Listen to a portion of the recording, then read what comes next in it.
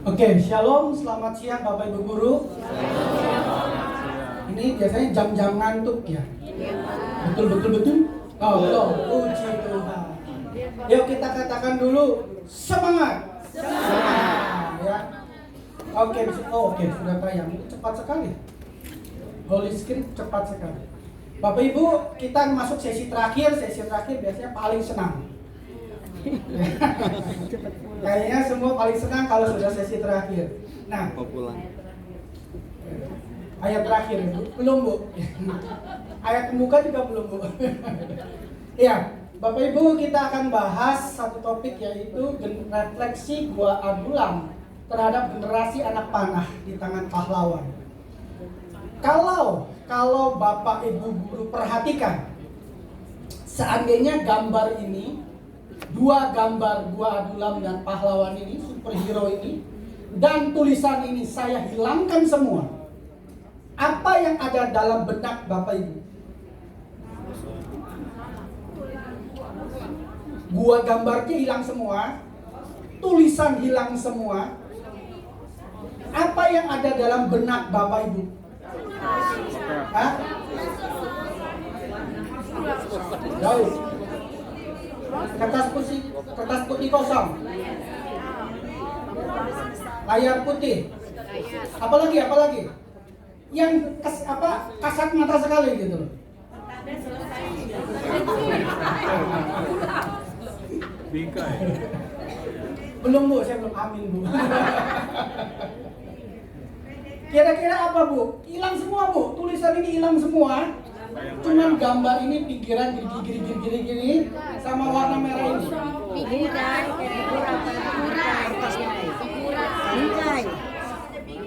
Bingkai. Oke. Bapak Ibu, saya boleh pandu. Gambar yang terlihat biasanya ini adalah bentuk gambar perangko. Betul nggak?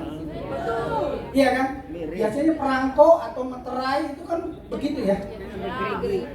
Setuju kan?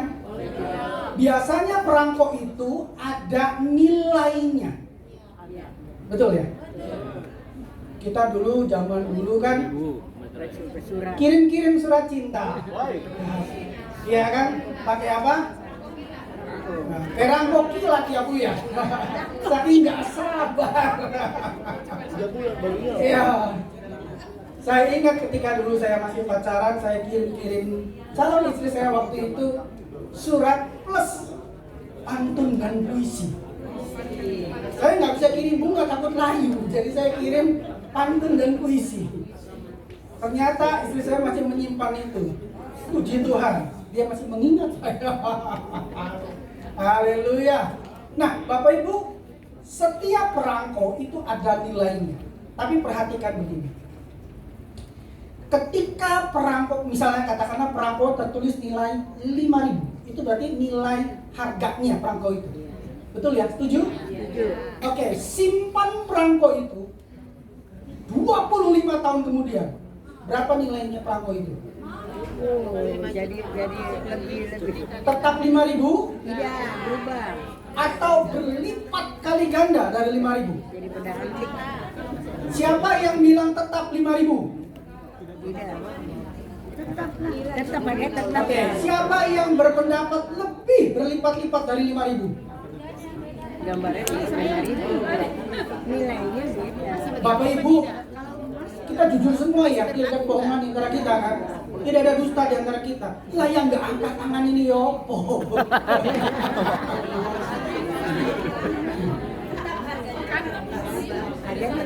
Bapak Ibu pernah tahu filateli? Iya. Tahu ya? Koleksi Nah, kakak saya dulu suka ngumpulin perangko lama. koleksi. Tulisannya cuma 5 sen. Tapi dia beli itu harganya berlipat dari harga 5 sen. Oke. Sekarang saya mau ajak kita sedikit berimajinasi. Anak didik kita itu seperti perangko tadi, Bapak Ibu. Mungkin nilainya saat ini 50 rupiah, mungkin. Tapi ayo kita bayangkan sekian tahun ke depan. Jadi apa yang kita lakukan? Biasanya orang-orang yang filateli itu namanya berinvestasi. Dulu kakak saya tanya, ngapain ngumpulin perangko jadul? Iya kan? Perangko zaman Bung Karno gitu kan. Saya bilang, ih, gemes deh gitu kan. Dia bilang ini investasi deh. Saya bilang, investasi apa gitu kan. Ternyata perangko itu berlipat kali ganda nilainya setelah sekian tahun. Betul. Mari Bapak Ibu, milikilah mindset anak didik kita. Itu akan berlipat kali ganda nilainya di depannya. Selama apa? Selama dia menjadi anak panah di tangan pahlawan. Selama anak didik kita itu tetap menjadi anak panah mainan, bukan anak panah di tangan pahlawan, nilainya akan tetap. Apa yang bisa kita simpulkan Bapak Ibu?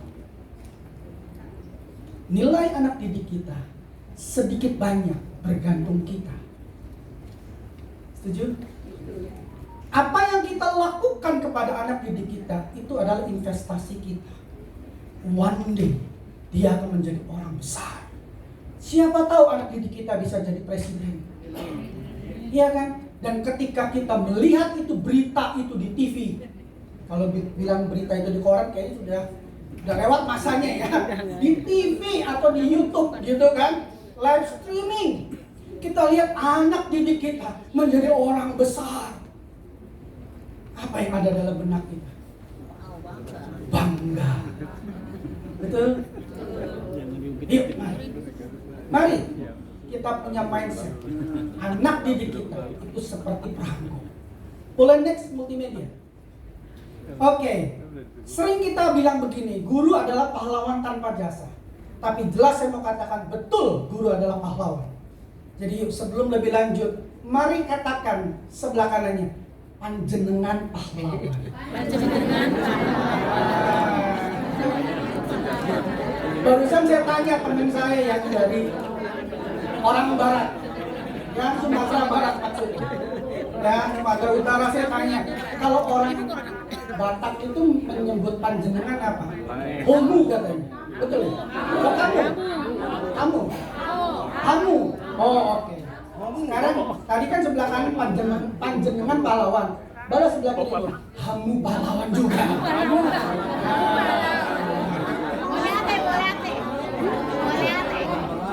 Walaupun Bapak Ibu pahlawan tanpa tanda jasa, mungkin kita nggak punya tanda kemargaan, tetapi yakinlah tanda penghargaan itu ada dari Tuhan kita. Amin. Amin. Boleh next multimedia? Oke, kita baca dulu satu ayat. Nah, ini baru ayat pembuka Bapak Ibu ya, belum ayat terakhir.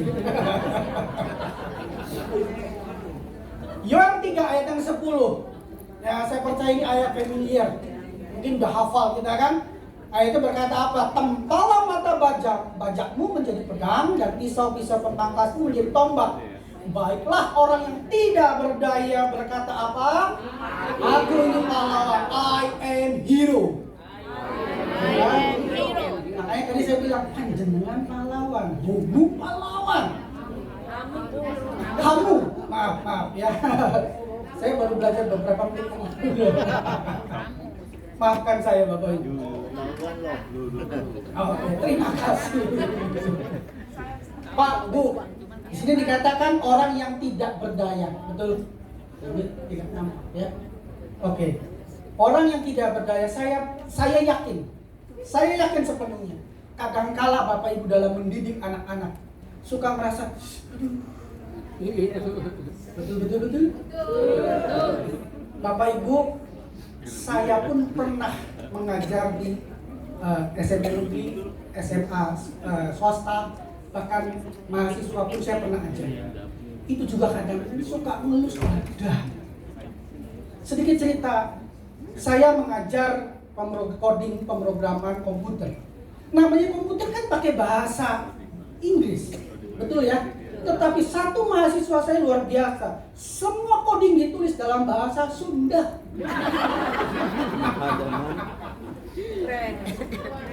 Aduh, saya sampai bilang, yang lain jalan semua Pak. Satu anak ini nggak jalan. Saya penasaran kenapa nggak jalan. Kamu nggak tulis seperti yang saya pandu ya? Sudah Pak, dia bilang. Tapi kenapa tidak jalan? Dia bilang. Saya pun penasaran. Saya sampai komputer dia, saya lihat. Oh Tuhanku Yesus. Ternyata tulisannya pakai bahasa Sunda semua. Contoh, format kan pakai F ya. Dia tulisnya pakai P. Format, Sunda kan pakai P. Format, jelas saja komputer tidak mengerti. Ente ngomong apa? Bapak Ibu, seringkali kita merasa, aduh, tadi saya dengar kesaksian beberapa guru yang sudah hopeless. Tapi saya mau katakan, Tuhan mau bilang, saya pahlawan. Saya. Amin. Amin. Amin Bapak Ibu. Amin. Jadi kalau misalnya sudah mulai 4L, lemah, letih, lesu. Perkatakan ayat ini. Aku ini pahlawan. I am hero yang akan mencetak orang-orang pahlawan lagi di depan. Amin. Boleh next multimedia. Apa yang di tangan pahlawan? Mazmur 127 ayat 4 dan 5 berkata apa? Perhatikan baik-baik Bapak Ibu, ayat 4 dan 5 ini ada satu lompatan yang saya lihat ini cukup unik.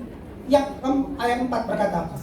Seperti anak-anak panah di tangan pahlawan, demikianlah anak-anak pada masa muda.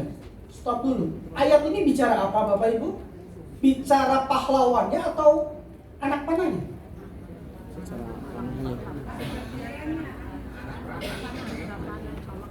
Ini lebih konotasinya ke anak panahnya atau ke pahlawannya? Setuju dengan saya kalau ini lebih banyak bicara tentang anak panahnya? Iya. Setuju Bapak Ibu? Nah, kalau setuju sama-sama kita katakan bungkus. Jangan takut Bapak Ibu, nanti Bapak Ibu pulang bawa bungkusan.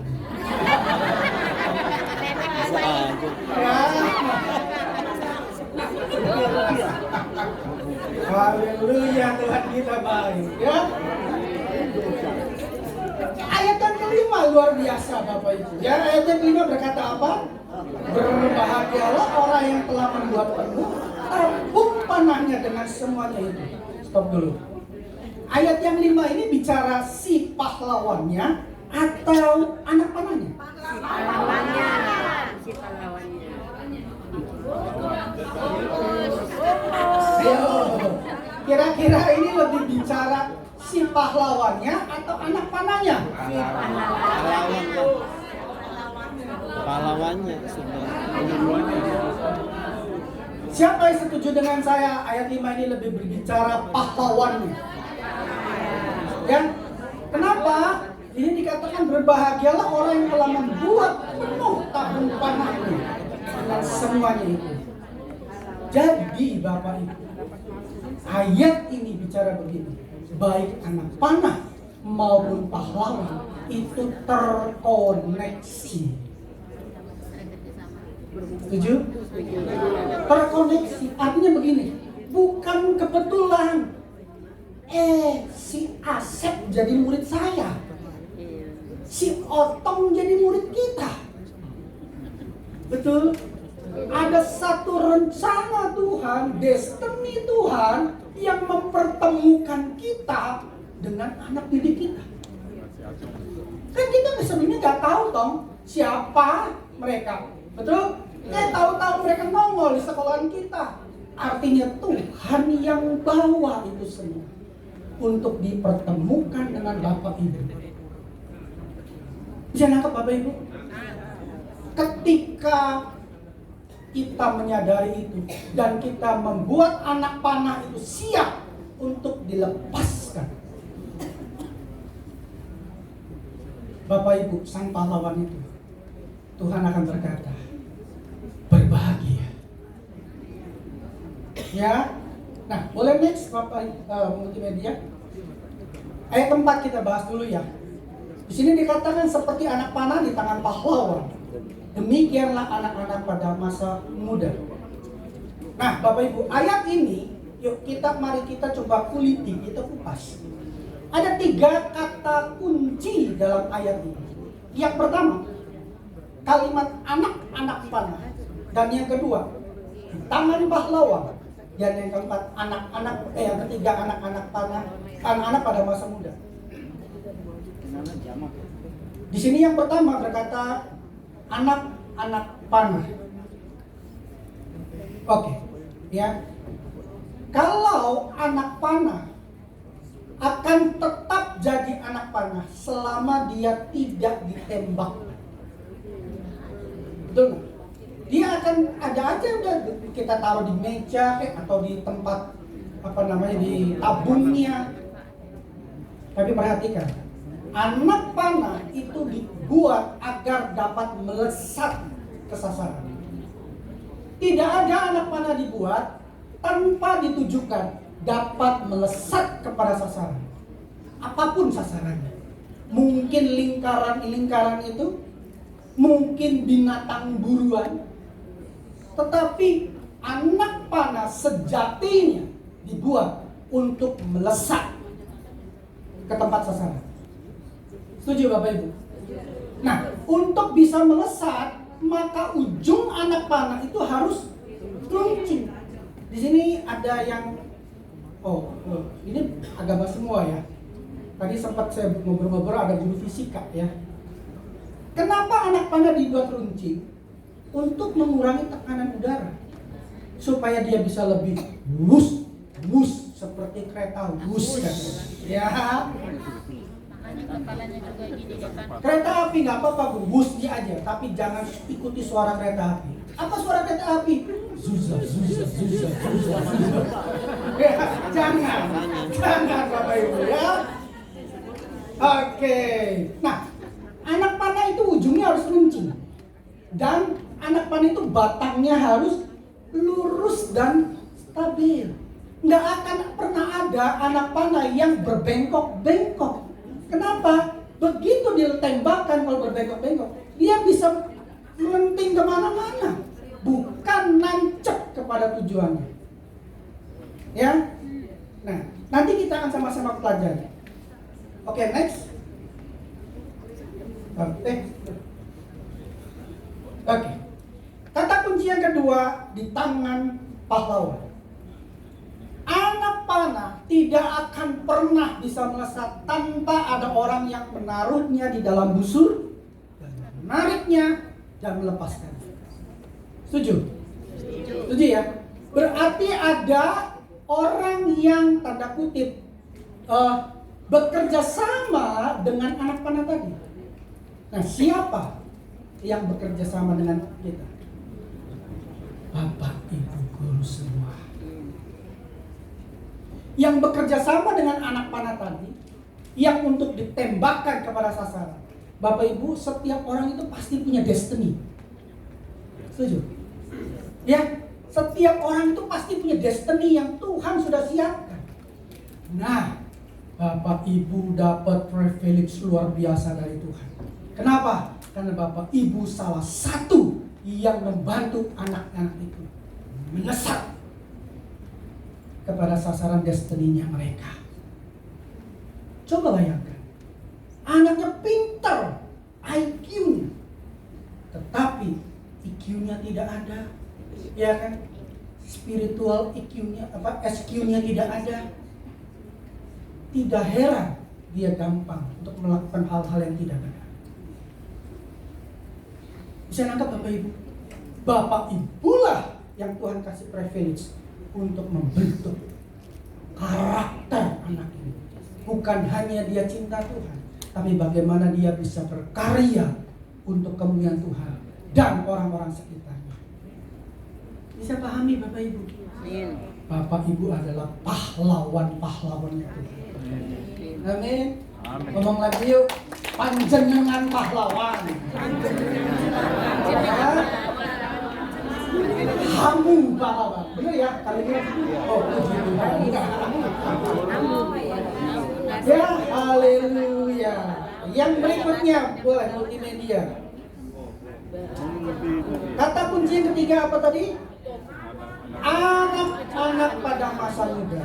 agar anak-anak dapat mencapai destiny Tuhan, maka harus dari sejak masa muda sudah harus dipersiapkan. Nah, salah satunya adalah lewat Bapak Ibu guru semua.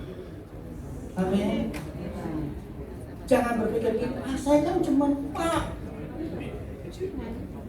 Ya, jangan pernah berpikir cuma Pak. Bapak Ibu adalah Tuhan kasih privilege untuk membentuk dasar. Amin. Bapak Ibu kalau bangun rumah, paling lama itu bangun dasar atau bangun ruangannya? Atasnya.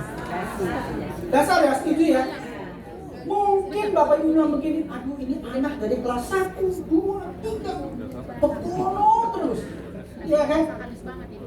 Tapi sadarilah kita sedang membentuk dasarnya. Satu hari kelak ketika dia menjadi orang yang dipakai Tuhan, ya, siapa tahu dia bisa menjadi hamba Tuhan besar, penginjil besar yang memenangkan satu suku pedalaman sana. Oh, Bapak Ibu ketika dengar itu anak didik saya. Amin. Nah, oke, next, multimedia. Hal untuk kita renungkan, bukan kebetulan guru adalah orang yang Tuhan pakai. Ya, ngomong sebelah kirinya gini. Kalau laki-laki bilang bapak, atau perempuan ibu, bapak atau ibu, Anda orang yang Tuhan pakai. Ibu, Ya.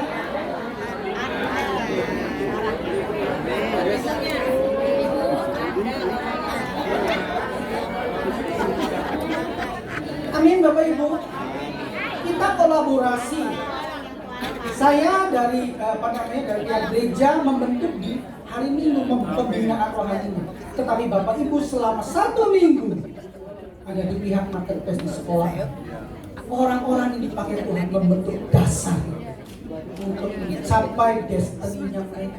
Mungkin anak-anak kita udah merasa, aduh, madesu. Ya. Nggak mungkin lah Bu, orang tua saya tuh orang tua banget. Nggak mungkin saya bisa sukses hidup saya. Ayo, kita bangkitkan semangatnya. Enggak nak, Tuhan punya destiny atas hidupmu. Ya, jangan menyerah dengan hidupmu. Ketika dia bangkit dan dia bisa mencapai destiny-nya, Tuhan akan berkata begini, engkau pahlawan. Amin. Ya, guru adalah seorang pahlawan terhadap anak panahnya. Oke, next.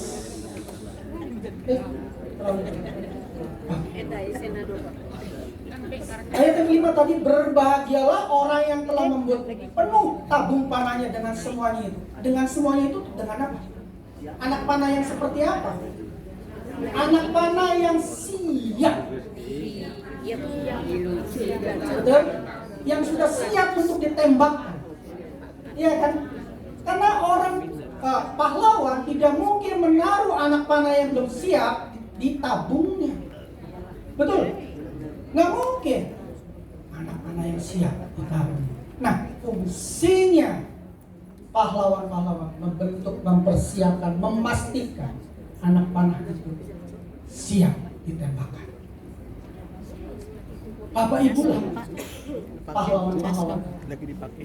Nah, ketika orang yang mempersiapkan seperti itu, Tuhan berkata apa? Berbahagia. Boleh next. Kata berbahagia di sini Bapak Ibu, kata Ibraninya menggunakan kata esher, yang memiliki makna bukan hanya berbahagia, tapi apa? Diberkati. Bapak Ibu, firman Tuhan sendiri yang menjamin ketika kita melakukan pekerjaan kita, yang seorang pahlawan yang mempersiapkan anak panah itu, Tuhan akan berkata begini, engkau diberkati. Ada berkat Tuhan mengejar Anda, ada berkat Tuhan yang memelihara Anda. Amin. Jadi mari saya mau ajak setiap guru-guru ini all out dalam membentuk anak-anak panah. Kenapa? Karena Bapak Ibu bukan hanya bahagia, tetapi diberkati. Siapa yang mau diberkati? Nah, berarti katakan begini sama diri sendiri. Saya akan buat penuh tabung saya dengan anak panah. Ya. Amin Bapak Ibu. Boleh next multimedia.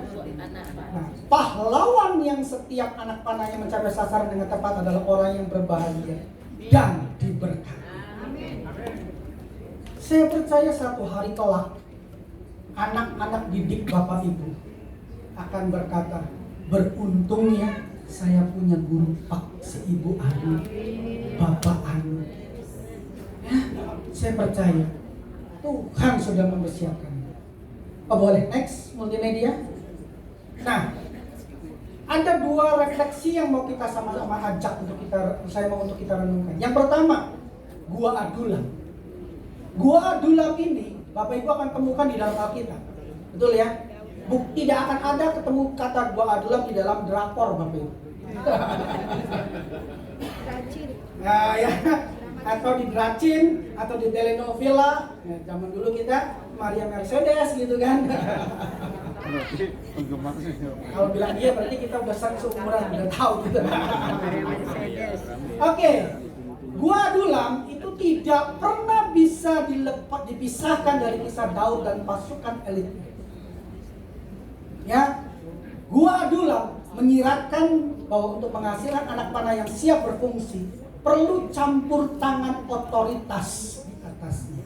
Tadi saya katakan, anak panah untuk bisa sukses dia butuh otoritas. Siapa? Pahlawan. Ketika pahlawannya melihat, ini anak panahnya nggak bagus, saya nggak mau bawa. Bisa kan? Tetapi ketika dia ngambil dan dia tembakkan. Coba kita bayangkan Bapak Ibu. Ketika anak panah yang kita lepaskan, dia akan berkata apa?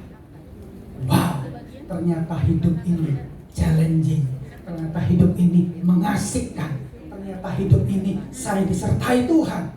Ketika dia mengalami masalah, dia akan, karena Bapak Ibu sebagai guru paknya yang terus menyemangati, dia akan, sekalipun dia punya masalah, dia akan ingat perkataan guru paknya yang berkata, Yesus Allah Immanuel.